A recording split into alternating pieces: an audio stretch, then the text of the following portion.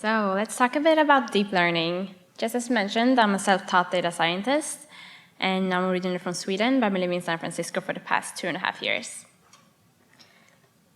So the startup that I'm founding, instead of having cancer researchers spending a lot of time looking at very low contrast images, I'm training deep learning models that will count the cancer cells and also give them insights on how they are communicating and growing and so on. So that's what I'm doing with my startup. But about this talk. So it's built around my own journey. With no prior knowledge, I built my very first AI app 2 years ago.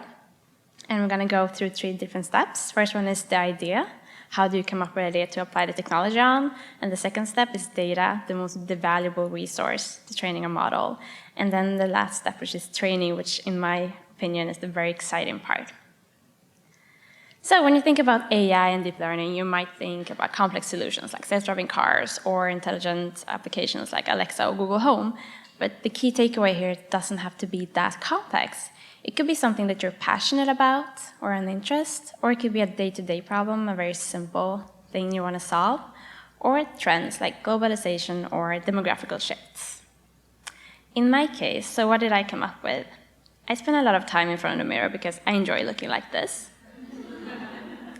Because of that, I'm also searching for inspirational videos. The only problem is that when you search for makeup tutorial videos on YouTube, you get over 30 million results. You can look for it yourselves. And the beauty market being a 400 billion market also tells you that beauty and makeup is a significant part of people's lives. So I thought, apparently a lot of other people are spending time putting on makeup, and there's 30 million videos out there, but how do you know which video will show you a tutorial that will match your particular facial features or your features in general? And I thought this is solvable using AI. And I'm called this project Shades. So just the key takeaway from the idea, it doesn't have to be a complex solution, it could be as simple as makeup. So over to the next step, which is creating a data set, finding data, the most valuable resource when you want to train a model. So back to the problem. We have over 30 million videos, and we want to know which one will work with my particular face or your particular face. So I started to research different facial features. And you have a lot of them. You have a nose, chins, eyebrows, a mouth. But the most striking features were around the eyes. So I started to look at different makeup tutorial videos. And a lot of them are talking about eye shapes. So I figured out that I would focus on finding the eye shapes or examining the eye shapes. But what kind of data do I need to feed my model for it to tell me what kind of eye shape I have in order to tell me which kind of video I should look at? So I redefined the problem as an image classification problem where I'm showing pictures to this algorithm and having this algorithm telling me which category that belongs to. And when I dig deeper into eyes, I found that there's 4 distinct eye types. It's the round eyes, monolid eyes, hooded eyes, and almond-shaped eyes. And there's a lot of varieties to those, but those are the 4 most distinct ones. So creating the data set itself. I didn't have any data to start with, so I started to look for open data sets. And I found one with hundreds of images of celebrities. And this is some part I really want to stress, that you don't have to have data to start with. You can use existing data sets and you can transform that into something that will work for your application, or you can apply your own knowledge and relabel it to something that will work for you. And that's what I did. So I cropped out the eye section of hundreds of images manually. I divided them into these 4 categories. So the abbreviations are for almond eyes, round eyes, hooded eyes, and monolid eyes.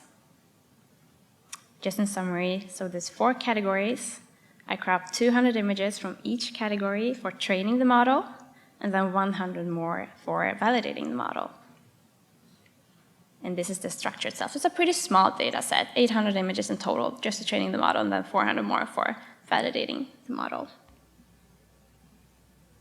So, in summary, the key takeaway from the data, you don't have to have a huge data set to start with. You can find open data sets, or you can just reapply your own knowledge and transform that data set into something that could be useful for your algorithm. And over to the most exciting part, which is training the model. It's just see what the model learns out of these images. So the problem itself again. So the aim is to take a photo, show it to an algorithm, and having that algorithm telling you which eye shape you have. So you want to go from a high-dimensional image to a low-dimensional discrete category, so one of these 4 categories. And in order to do that, you have to transform the image from this high dimension into a low dimension. And then at the very end, having the model telling you which category it belongs to. So for training, I divided this problem into 3 different steps again. The first one is architecture. It's just how the network is supposed to learn, or the structure of the network itself. The second part is reducing the dimensions, going from a high-dimensional image to a low-dimensional category. And the last step is iterating multiple times, running multiple epochs, so the model actually learns something. So with the architecture, it shows an architecture called VGG16. It's a neural network architecture that's fairly simple. It consists of 5 different building blocks, identical building blocks, and a last little top at the end with fully connected layers. And I show this one because it's easy to scramble around the different building blocks, and also you just look at it horizontally. You can see how it goes from a higher dimension and how the funnel reduces down to the discrete categories at the very end. So that's the architecture I chose. For the second part, reducing the dimensions, going from this high dimensional input. So for this transformation, we need to do that through the entire network. So if we could look at each building block itself.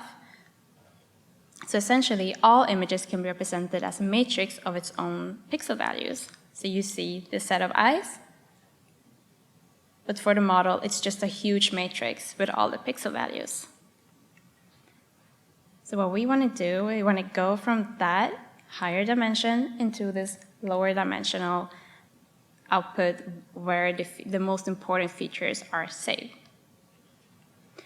And in order to do that, we need a smaller transformational matrix called a filter or a kernel. And these x's are just numbers. And if you're going to train the model from scratch, all those numbers are just randomly initialized. But in my case, since I had a pretty small data set, I went with pre-trained filters or pre-trained weights. So all of those numbers are already trained, and you already know exactly which number in each position in that little transformational matrix. So my filter looked like this, for instance. So if you just simplify this a bit and pretend like that the pixel values are either 0 or 1, what we will do is that we're going to swipe this little filter over each position of the input image. And for each position, we're going to perform element-wise multiplication. So we're going to multiply the input with this little sliding matrix and then add those numbers together. And that number will be the first digit in a new representation of that first input image. It will be a new feature map. I'm going to slide it again for the next part. Perform element-wise multiplication once again, and add that digit for the feature map.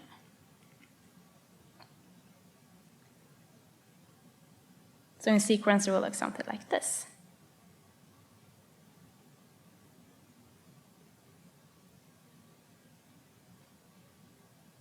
So for the new feature map, it's a set of new numbers. It's a new representation of the input in a newer and a lower dimension. It will look like something like this when it goes in sequence.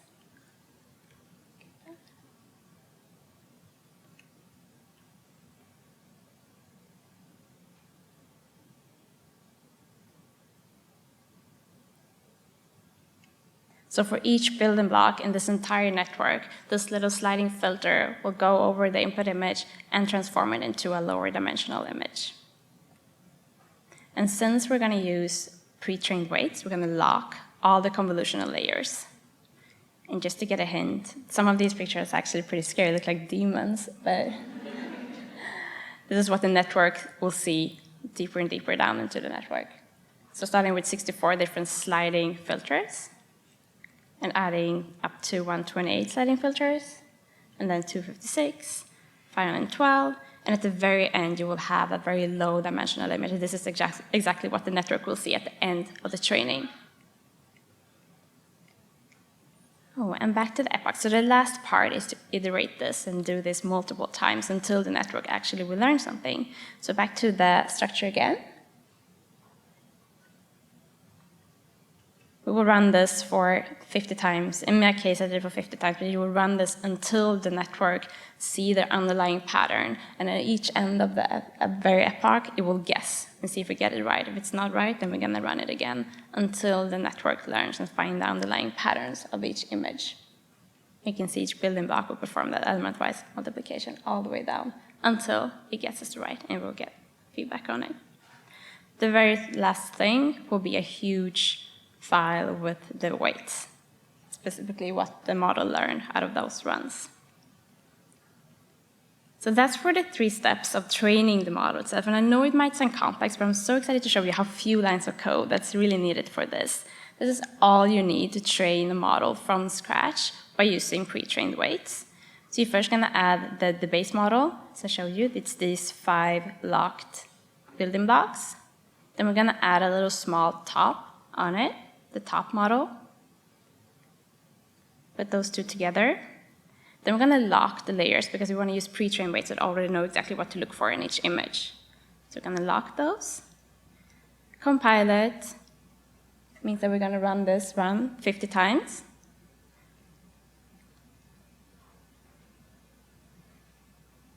Until the model learned. And the output will be that huge file of numbers. So I'm back to the problem I had. What kind of accuracy do you think my training achieved? What do you think? 96? 99.6. Okay, that's pretty high. Anyone else? 80? 40? Actually, I got between 90 and 93 on my very first run. And it was really encouraging. It's a very good starting point for iterating and for further optimization. So just to circle back, the idea, it doesn't have to be, the key takeaway is it doesn't have to be a complex solution. It could be a day-to-day problem. It could be something that you're interested in or just a passion or simple as, in this case, makeup. And then data, the key takeaway here, you can use open and available data sets and just apply your own knowledge and transform that into something that will be useful for your model. You don't have to have a data set on your own, like starting with. And the training, even though you have a small data set, you can still achieve pretty high accuracy using pre-trained weights. I really encourage you to try it out. And since I got those high accuracy, I built an app out of this. I prepared a front end, and I have a repo if you want to try it out for yourself. A front end built with Angular, but nowadays React.js, a back end built in Python, and then connecting those 2 with a Python framework called Flask. And this is the repository if you want to try it out. You just need to add your own data set. And the training, you have a Jupyter notebook, so you can train it on your own CPU, or if you have a GPU available. Everything's in there. And hopefully run a demo. This is the website I built with the app running. All right, there it is.